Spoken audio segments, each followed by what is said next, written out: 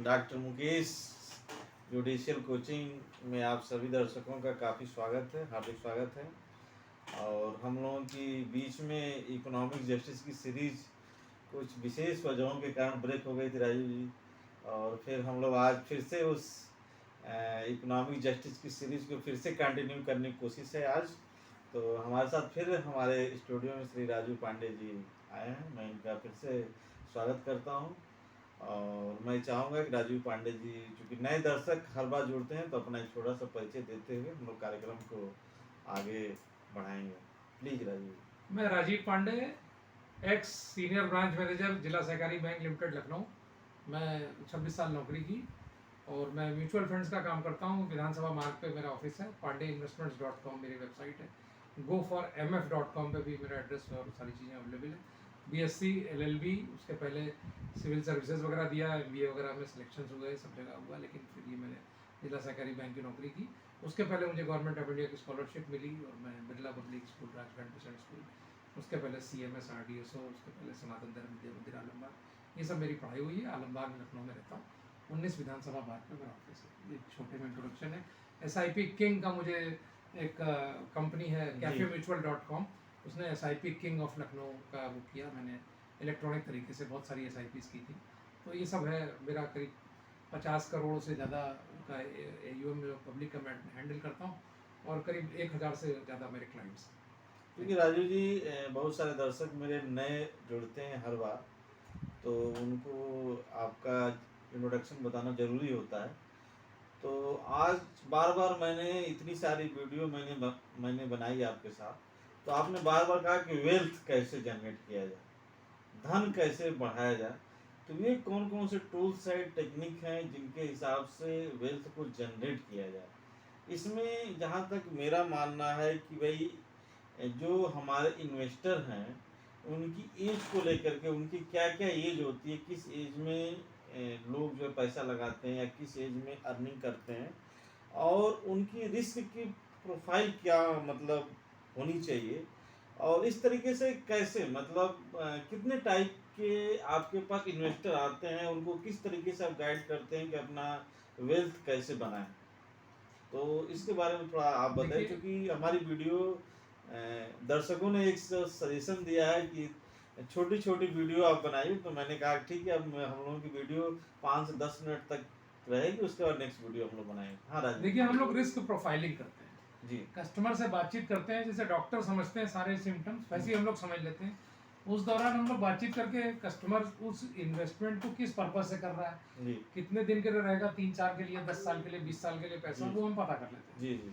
हम बातचीत में ये भी पता कर लेते हैं कि अगर 10 लाख रुपए आप लगा रहे हैं जी। तो आप 10 से 20 तो आपको करना है जी। लेकिन क्या आप ये बर्दाश्त कर सकेंगे कि वो 9.5 हो जाए या 9 हो जाए या 8.5 हो जाए। तो ये इससे हम उनकी रिस्क टेकिंग कैपेसिटी को पता करते हैं, क्योंकि शेयर मार्केट से रिलेटेड हमारे जो म्यूचुअल फंड्स हैं, स्कीम्स हैं, उनमें वाइड फ्लक्चुएशंस होते हैं।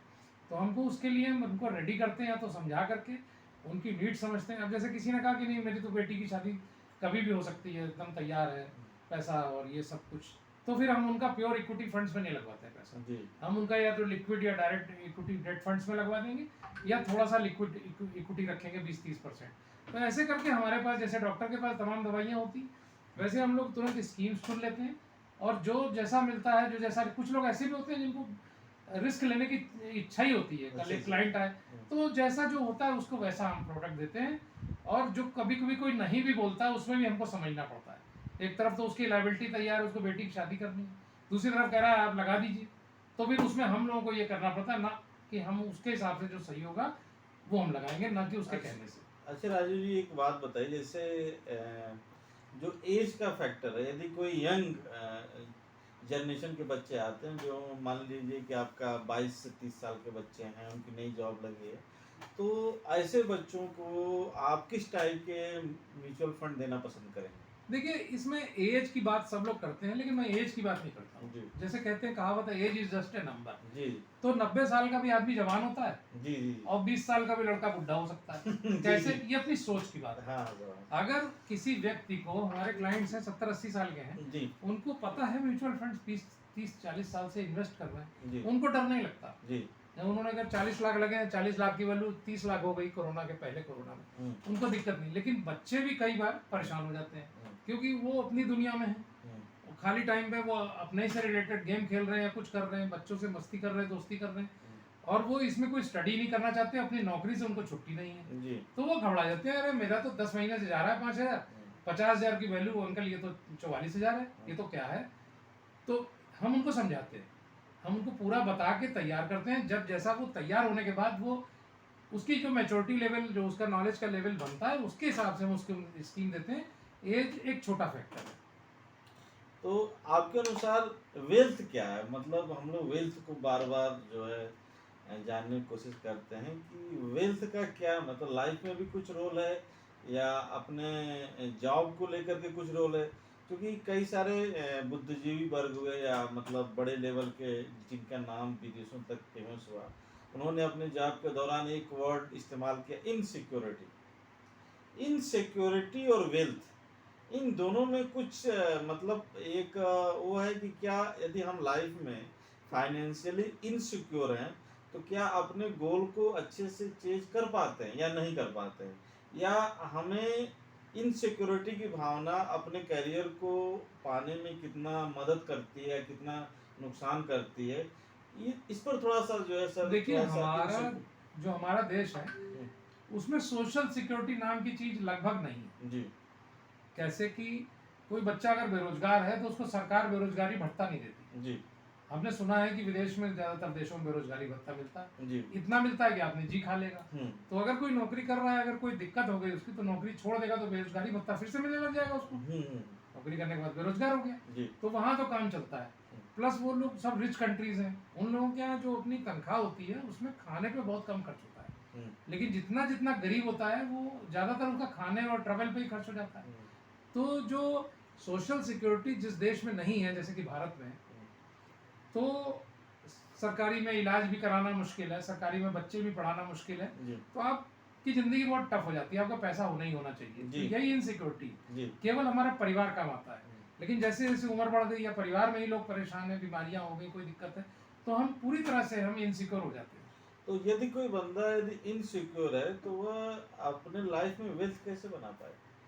देखिए, वेल्थ ये बना पाएगा, जैसे कि मैंने एक वीडियो में और कहा था कि मैंने कहीं पढ़ा था कि पैसा कमाने का तरीका ये है, पैसा कमाने का तरीका ये है कि आप कोई सेवा या वस्तु बेचें या अपनी कोई सेवाएं बेचें। तो ठीक है, जो नौकरी करते हैं वो अपनी सेवाएं बेचते हैं, दुकानदार अपनी कोई वस्तुएं बेचते हैं, तो अपनी व्यापार करता है। तो पहली बात तो अपनी काबिलियत बढ़ाइए कि आप जब काबिल होंगे तो आप बहुत सारा काम करेंगे। एक चीज पर मतलब डिपेंड मत रहे। हाँ, नहीं, एक चीज पे भी रहिए तो खूब कमाइए ना। हाँ। जैसे आप मैथमेटिक्स को जानते हैं तो इतना अच्छा मैथमेटिक्स पढ़ लिए कि एमएससी तक को ट्यूशन पढ़ाइए, आईएएस पीसीएस के लड़कों को ट्यूशन पढ़ाइए, तो आपको एक एक बच्चे से ज्यादा कमाएंगे। अगर आप में काबिलियत कम है तो आप जाहिर है कम कमाएंगे। एक तो ये हो गया। दूसरा, आप जो भी कमाते हैं उसका कुछ प्रतिशत, 20-30%, 10-20% आप इन्वेस्ट करिए जो आपके फ्यूचर में काम आएगा। क्योंकि आपके लगातार 6 साल गुजर सकते हैं, 10 साल गुजर सकते हैं, आपको कुछ नहीं हुआ।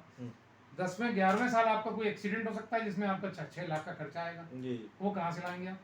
तो या कोई बीमारी हो गई, तो अनहोनी कोई हो जाए या हमारी नौकरी छूट जाए, हमारी कंपनी ही बंद हो जाए, तो हमारा कोई दोष नहीं है। उसके लिए क्या तैयारी है? 6 महीना लग गया हमारे लिए नई नौकरी करने में, या हमको नौकरी ना मिल पाई दोबारा, तो पैसा होना चाहिए।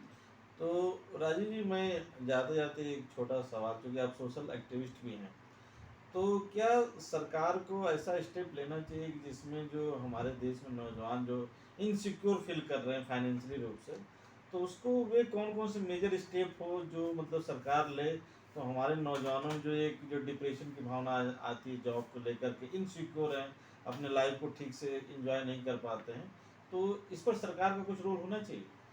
देखिए, सरकारों से कोई आशा नहीं जी। क्योंकि सरकारें सबसे बड़ी इनसिक्योर हैं। जी। जो हमारे लोग होते हैं, मंत्री बनते हैं जी, उनको यही नहीं भरोसा कि कब तक मंत्री रहेंगे, उनकी कब सरकार रहेगी, अगली बार रहेंगे कि नहीं रहेंगे। जी। तो सरकारों से कुछ देश आशा तो रहेगा ना सर। देश रहेगा, सरकारों से कुछ आशा करना बेकार है। जी। जैसे ये जो लोग हमारा वीडियो देख रहे हैं या हमारी तरह के हजारों लोग पढ़े हैं, जी। लोग ज्ञान प्राप्त करें कि हम क्या करें, जी। व्यापार करें, जी। चीजें करें। जब पहले सरकारें कौन सी थी?